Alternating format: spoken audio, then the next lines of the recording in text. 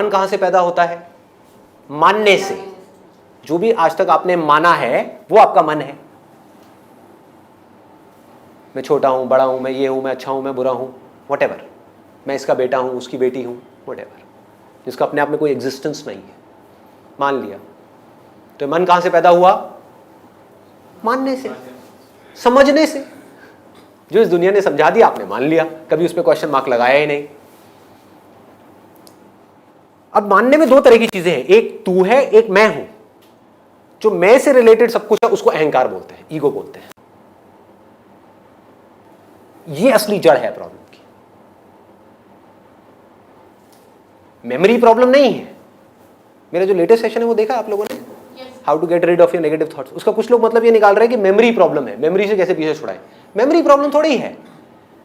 Memory में बहुत सारी चीजें ऐसी पड़ी हैं जिसको आपने माना नहीं है, पड़ी हुई है, कोई फर्क नहीं पड़ता। उसके होने या ना होने से कोई फर्क नहीं पड़ता, वो कोई प्रॉब्लम नहीं है। कुछ है जो आपने मान लिया है, पकड़ लिया है कि मैं हिंदू हूं, मैं मुसलमान हूं, मान लिया ना, पकड़ लिया ना। अब जब तक इसको नहीं छोड़ोगे तब तक कुछ और कैसे बन सकते हो? इसको छोड़ने के लिए आपको कुछ और पकड़ना पड़ेगा। उसमें ट्रैप क्या है? आप कुछ और बन जाओगे, कुछ ना कुछ बनते रहोगे, which is an endless cycle. हम घूमते रहेंगे। ना समझी में हमने ऐसी ऐसी चीजें मान ली हैं, ये मानने की वजह से तो ये टेररिस्ट पैदा हो रहे हैं। क्यों हो रहे हैं? कभी सोचा है एक्चुअल में टेररिस्ट कहां है? मां के पेट से कोई टेररिस्ट निकलता है? ना समझी की वजह से, अपनी अपब्रिंगिंग की वजह से उसने कुछ ऐसा मान लिया है जो सच नहीं है। वो हेट्रेड उसके अंदर भर गई है, जिस वजह से वो सब कुछ हो रहा है।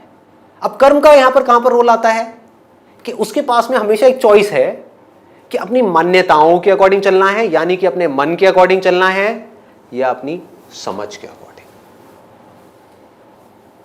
मन हम पे जितना हावी होता चला जाता है, यानी कि हम जो मानते हैं वो जितना हावी होता चला जाता है, हमारी बुद्धि उतनी ही बुरी हालत में जाती चली जाती है।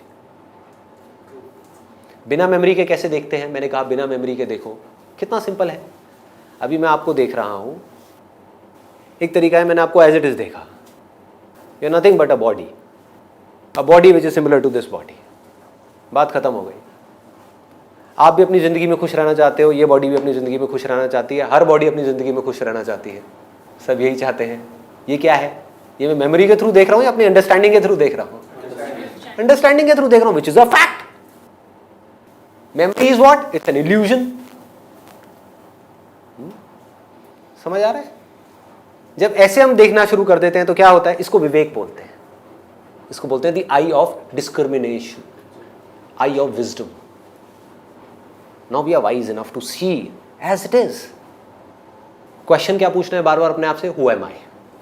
That is the beginning and the end of spirituality.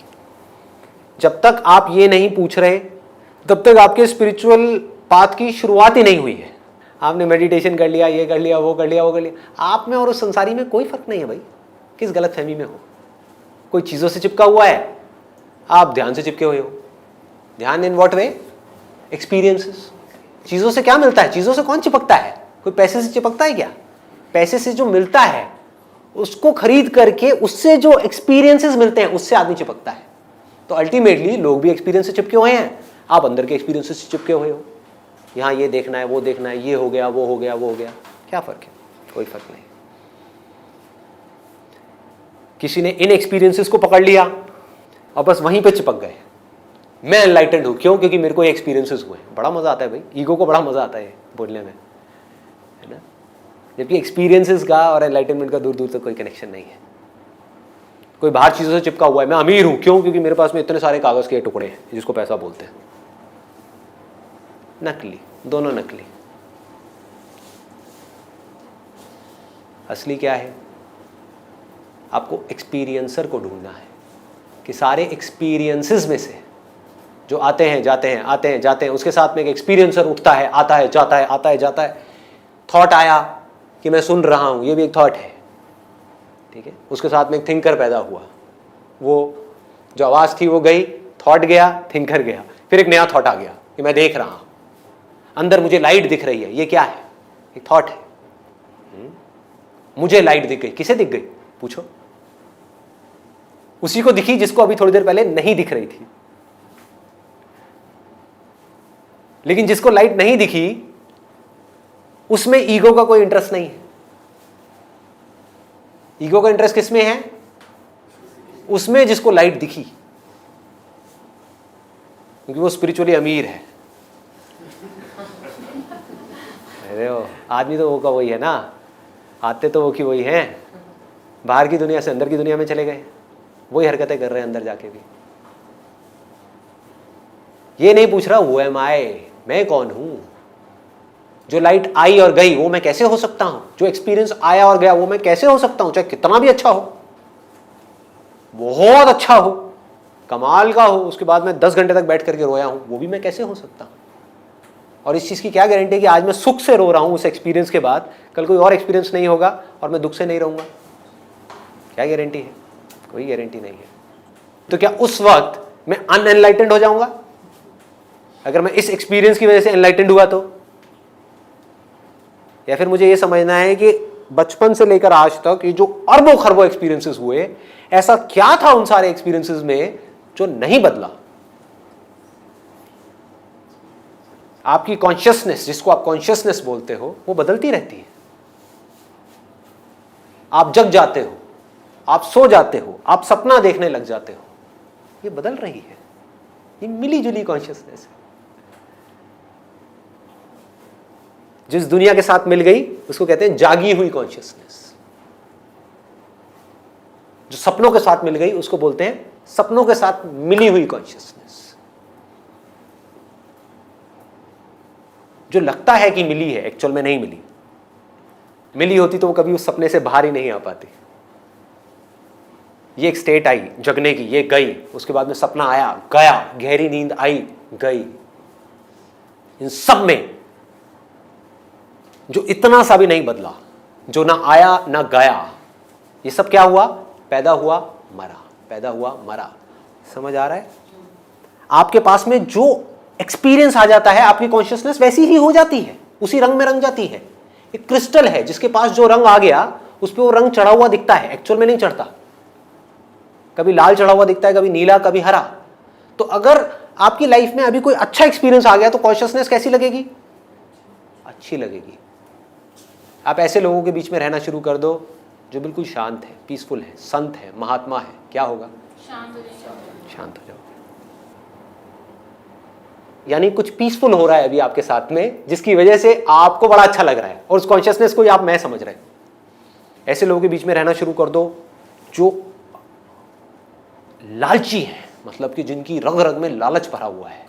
पैसे के अलावा उनकी बात कहीं से शुरू नहीं होती और कहीं पे खत्म नहीं होती। उसके पास कितना पैसा है, उसके पास कितना पैसा है, मेरे पास पैसा कैसे आएगा, पैसा पैसा पैसा, बस। क्या होगा? आपकी कॉन्शियसनेस उसी रंग में रंग जाएगी। कब तक रोक के रखोगे? करो कोशिश, देखना धीरे धीरे उसकी परछाई आपके ऊपर पड़नी शुरू हो जाएगी, उसका रंग आपके ऊपर चढ़ना शुरू हो जाएगा। तो ये मन उसमें रंग जाता है जो इस मन के आसपास में होता है। आप चाहे चाहो चाहे ना चाहो, आप ये ढोंग कर सकते हो कि नहीं रंगा है, क्योंकि आप सच को ना देख करके आप झूठ को देख रहे हो, अपनी एक ऐसी इमेज को देख रहे हो जो सच नहीं है। एक्चुअल में रंग गया है लेकिन आप उसको नहीं देख रहे हो, आंख बंद कर ली है।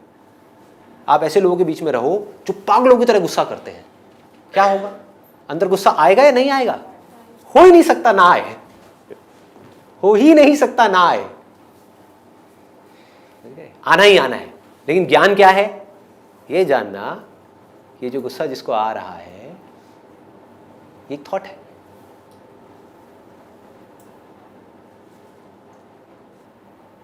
एक नदी बह रही है, आपको ये समझ आ गया कि मैं उस नदी में उठ रहे बुलबुले नहीं हूं, आते जाते बुलबुले, थॉट्स। इस नदी में बड़ी बड़ी जो लहरें उठ रही हैं वो भी मैं नहीं हूं, यानी कि gross body, gross sensations, subtle sensations. मैं पानी हूं। फर्क आ रहा है? सोच में फर्क आ रहा है?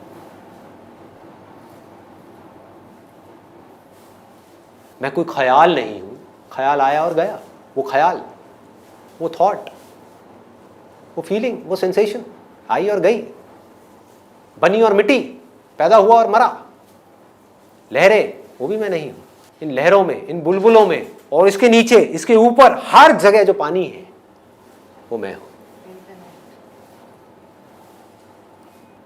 तो अब क्या करना है इस दुनिया में हो जब तक ये बॉडी है, यानी कि जब तक ये लहर है, तो क्या करना है? बह जाओ, पकड़ना नहीं है। जो भी पकड़ रहे हो इस लहर से रिलेटेड, वो सब एक ख्याल है। ये लहर बड़ी हो रही है, ये लहर छोटी हो रही है, ये लहर मर रही है, ये लहर पैदा हो रही है, इसके आसपास में लहरें आ रही हैं, जा रही। जब तक आप उसको पकड़ते हो तब तक वो बदल चुकी है। जिसको आपने पकड़ा है वो मुर्दा है, जो जिंदा है उसको आप देख ही नहीं पा रहे हो, क्योंकि आप बह नहीं रहे हो, आप रुक गए। रुक गए तो मर गए। रुक करके अगर आपने लहर की एक पोजीशन को पकड़ लिया तो आप वो ही बन गए, आप वहीं अटके हुए हो, और लहर तो वहां जा चुकी है, आप वहीं अटके पड़े हो। आपने उसी को पकड़ा हुआ है। जिस बॉडी को आप मैं बोलते हो उसको ध्यान से जाकर के शीशे में देखो। मैं मतलब कौन सी बॉडी? वो जब ये बॉडी इतनी छोटी थी या इतनी बड़ी या इतनी बड़ी, कौन सी बॉडी मैं हूं? किस मैं की आप बात कर रहे हो? जब तक अपने आप को शीशे में देखते हो आप, तब तक ये बॉडी बदल चुकी होती है। समझ क्यों नहीं आ रही है बात? कितनी सिंपल है समझने में। तो आप किसको पकड़ रहे हो और किसको छोड़ रहे हो? जिस वक्त आपकी समझ में आप पानी हो तो आप शांति से बैठे हुए हो, कुछ करने के लिए है ही नहीं। पानी क्या करेगा? पानी क्या करता है? पानी क्या कर सकता है? गर्म हवा के चलने से लहरें पैदा होती हैं, अपने आप पैदा होती हैं, अपने आप मर जाती हैं। पानी क्या करता है? जिस वक्त आपकी समझ या किसी वजह से आप कोई काम कर रहे हो तो आपको अपनी समझ वहां पे लगानी होगी। गाड़ी चला रहे हो तो समझ तो लगानी होगी। उस वक्त ये नहीं समझ में बिठा सकते कि मैं पानी हूं। अब बेवकूफी है ये करना। क्लियर हो रहा है? तो जिस वक्त आपकी समझ लहर में है तो क्या करना है, यानी कि कोई काम कर रहे हो तो क्या करना है? कर्म योग का एसेंस क्या है? बह जाओ, रुको मत। कर्म है बहना, ज्ञान है ये जानना कि चाहे लहर है या नहीं है, मैं लहर नहीं हूं। बुलबुला है या नहीं है, मैं बुलबुला नहीं हूं, पानी हूं।